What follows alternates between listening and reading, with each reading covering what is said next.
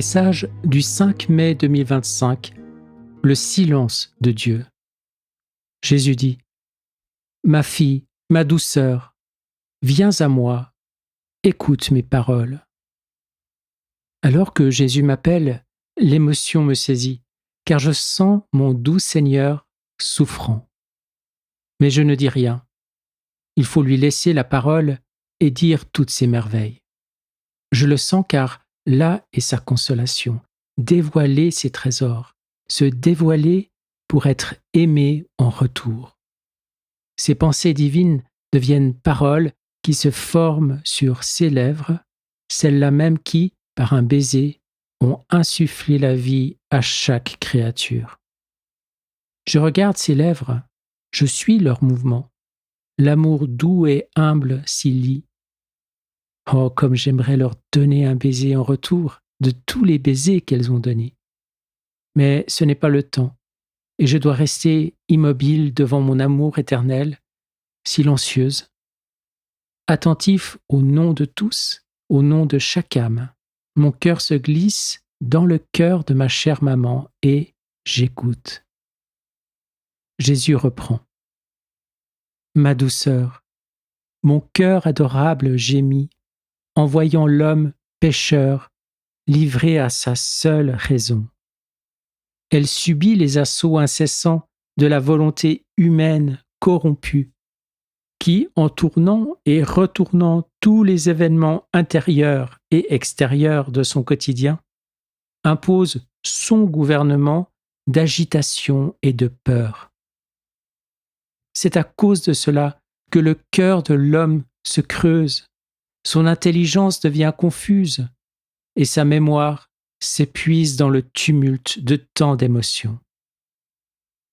Voilà donc l'homme en recherche du sens de tout, parce que privé de l'omniscience divine qui nourrissait sa volonté à la mamelle de ma propre volonté. Je voulais l'homme contre mon sein pour le former et le combler en moi-même. Ma douceur, au commencement, afin que Dieu et l'homme se connaissent et s'aiment, ce dernier reçut le don de la parole. Mais, exilé du sein de Dieu, ce don s'est vicié et s'est retourné sur lui-même, tarissant leur joyeuse et vivifiante conversation. Et l'homme se mit à écouter l'homme, imposant le silence à l'amour divin.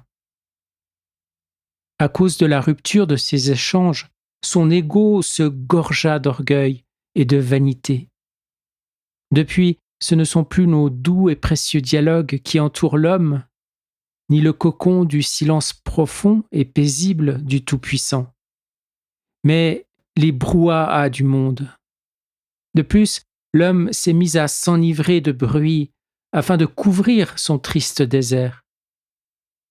Privé de l'omniscience divine, qui se glorifiait de se révéler à lui par des effusions et des jeux d'amour, il reste hébété, ressassant ses quelques certitudes, vieilles fibres d'un manteau usé.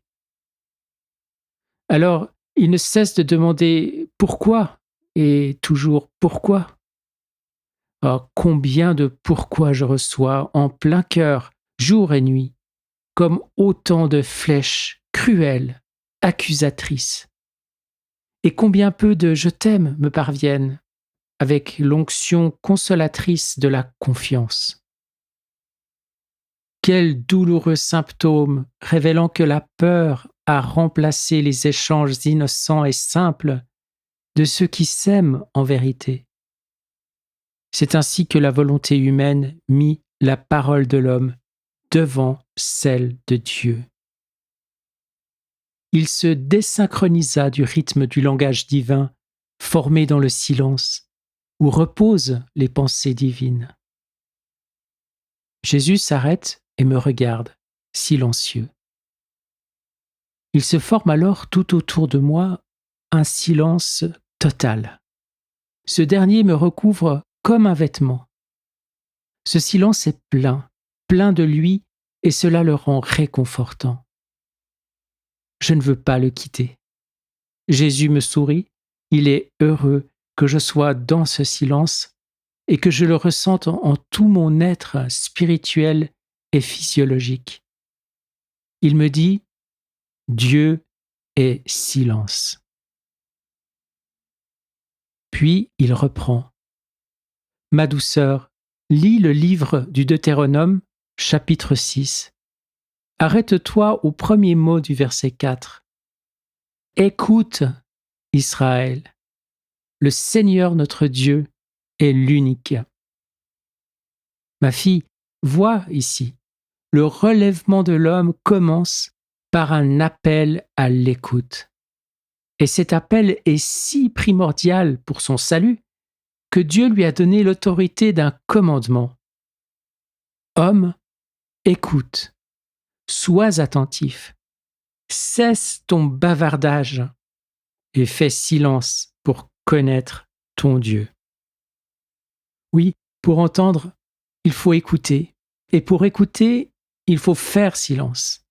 Il faut entrer dans le silence pour entendre et écouter la voix du Seigneur. Il faut se taire pour apprendre.